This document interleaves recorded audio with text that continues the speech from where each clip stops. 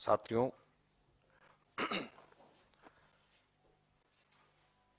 पिछले कुछ दिन पहले यहीं पे एक प्रेस वार्ता में मैंने आप लोगों को जानकारी साझा करी थी कि किस प्रकार से भारतीय जनता पार्टी की सरकार ने कांग्रेस के सभी अकाउंट्स को फ्रीज कर दिया। आज मुझे बड़े दुख के साथ आप सब लोगों को और आप लोगों के माध्यम से देश की जनता को यह सूचित करना पड़ रहा है कि भाजपा की सरकार ने सभी अपनी ऑपोजिशन पार्टीज के खिलाफ और मुख्य ऑपोजिशन पार्टी के खिलाफ आर्थिक आतंकवाद शुरुआत कर दी। हमारे 65.88 करोड़ 65.88 करोड़ के ऊपर परसों भाजपा की सरकार, इनकम टैक्स अथॉरिटीज ने डाका डाल करके हमारे पार्टी के कार्यकर्ताओं के पैसे जो उन्होंने अपनी स्वेच्छा से हमारे को मेंबरशिप के माध्यम से, एनएसयूआई के स्टूडेंट्स ने अपनी जेब खर्ची काट करके मेंबरशिप के माध्यम से क्राउड फंडिंग, जिसका 95% 100 रुपए से कम हम लोगों के पास में आया था, वो पैसा हम लोगों के बैंक अकाउंट में जो जमा था उस पे डाका डाल करके, चोरी करके वो पैसा मोदी सरकार अपने पास में लेकर के चली गई। मैं बताना चाहूंगा ये 5 अकाउंट्स हैं जिससे कि पैसे लिए गए हैं।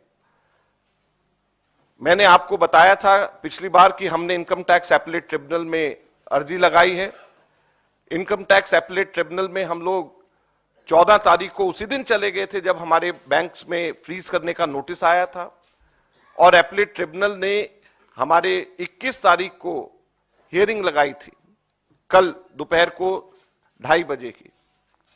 उससे ठीक एक दिन पहले इनकम टैक्स के ऑफिसर्स बैंक में जा करके, एक बैंक के ब्रांच में जा करके वहां पर धमकी दे करके मैनेजर्स को कि ये पैसा हम आपसे पर्सनली वसूल करेंगे अगर आपने हमारे को नहीं दिया, ऐसा कह करके उन्होंने 5 बैंक्स के ब्रांचेस से 65.88 करोड़ 65 करोड़ 88 लाख 81,474 रुपए उन्होंने इन बैंकों से वसूल कर लिए डिमांड ड्राफ्ट के माध्यम से, जिसमें इंडियन यूथ कांग्रेस के 4 करोड़ 20 लाख 35 हजार, एनएसयूआई के 1 करोड़ 43 लाख 98 हजार और बाकी लगभग 60 करोड़ रुपए कांग्रेस के एआईसीसी के अकाउंट जो bank of Baroda, union bank और पंजाब नेशनल बैंक में है, इन तीनों बैंक से ले लिए गए। और स्टेट बैंक ऑफ इंडिया में जहां पे आईवाईसी और एनएसयूआई का अकाउंट है, वहां से ले लिया गया। आप लोगों को मैं बताना चाहूंगा कि पॉलिटिकल पार्टीज इनकम टैक्स से एग्जेम्प्टेड होती हैं।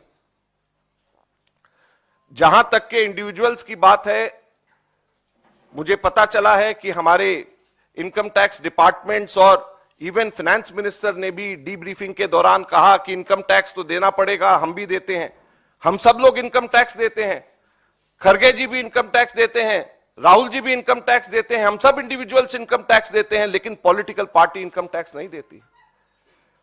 अगर आपको कंपेयर करना है तो भारतीय राष्ट्रीय कांग्रेस को भाजपा से कंपेयर करिए, दूसरी नेशनल पार्टी से कंपेयर करिए। क्या भाजपा ने आज तक के कभी भी इनकम टैक्स दिया? क्या भारतीय जनता पार्टी के ऊपर कभी भी पीनलाइज करके कभी भी इनकम टैक्स लिया गया?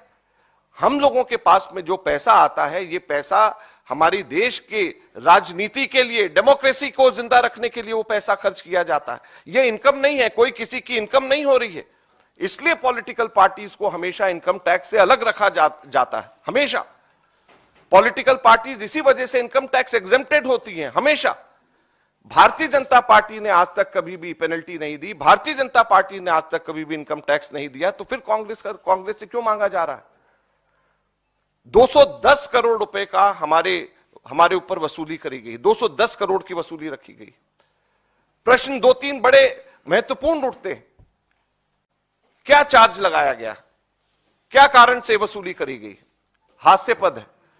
एक चार्ज लगाया गया है कि कांग्रेस के पास में हम लोगों ने 142.83 करोड़ 142 करोड़ 83 लाख रुपए 2018-19 के अंदर कुल हमारे को सब लोगों ने मिलकर के पैसे हमारे पास में आए कितने, 142 करोड़ 83 लाख, 142.83 करोड़। 142.83 करोड़ में से सिर्फ 14 लाख 49,000 14.49 लाख सिर्फ हमारे एक्स एमएलएज और एक्स एमपीज ने अपना एक महीने का अपना उन लोगों ने जो उनको मिलता है, मेहताना मिलता है, उस पैसे को उन्होंने दिया, जिसमें वेणुगोपाल जी ने भी उस वक्त 1,08,000 रुपया हमारी मनमोहन सिंह जी की कमेटी के हिसाब से दिया। ऐसे पूरी लिस्ट है कि जिन लोगों ने उस वक्त पैसे अपना एक महीने की तनख्वाह सिर्फ दी। और 142.83 करोड़ में से सिर्फ 14 लाख रुपए कैश में आने की वजह से 210 करोड़ की पेनल्टी लगा दी गई।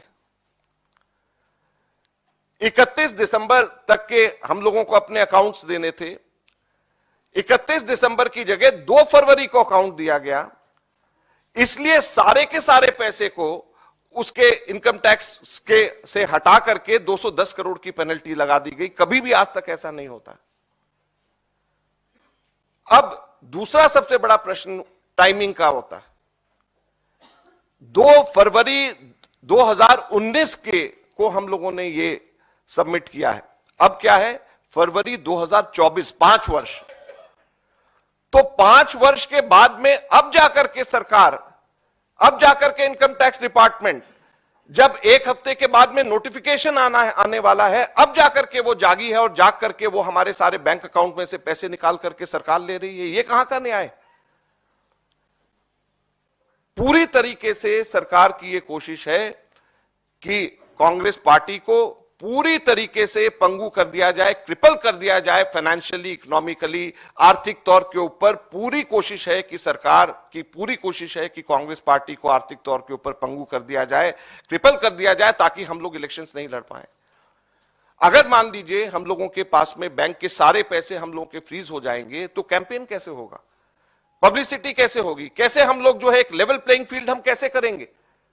और उनको भी, सरकार को भी अच्छी तरीके से पता है कि ये गैर कानूनी है और अंततः हमको इसमें हर हालत के अंदर हमको ये पैसा वापस हमारे को मिलेगा ही मिलेगा, कोर्ट से हमारे को मिलेगा ही मिलेगा। लेकिन जब तक चुनाव निकल जाएंगे और सरकार का अपना काम पूरा हो जाएगा, तो ये कुछ प्रश्न हैं जो बहुत महत्वपूर्ण है। और हम आपको, मीडिया को ये कहना चाहते हैं कि अब ये आपका कर्तव्य बन जाता है कि हमारे देश के अंदर लोकतंत्र की रक्षा करना है। जो हम लोगों का कार्य होगा वो हम लोग करेंगे, सड़क के ऊपर उतर करके लड़ेंगे, आपके माध्यम से लड़ेंगे, पूरी ताकत से सरकार से लड़ेंगे। लेकिन आप लोगों से अनुरोध है कि कृपया मूक दर्शक ना बने। कृपया आप लोग इन सब चीजों को लेकर के लोगों के बीच में जाएं। हमें जुडिशरी से हमें उम्मीद है, हमें ट्रिब्यूनल से उम्मीद है कि हमारे साथ में न्याय होगा, हमारे देश के लोकतंत्र के साथ न्याय होगा। अगर देश की प्रमुख विपक्षी पार्टी का इस तरीके से पूरे अकाउंट से इलेक्शन से एक हफ्ता पहले फ्रीज कर दिया जाए, तो हमारे पैसे सारे के सारे उसमें से निकाल दिए जाएं, तो हमारे देश में लोकतंत्र बचेगा ही नहीं। धन्यवाद।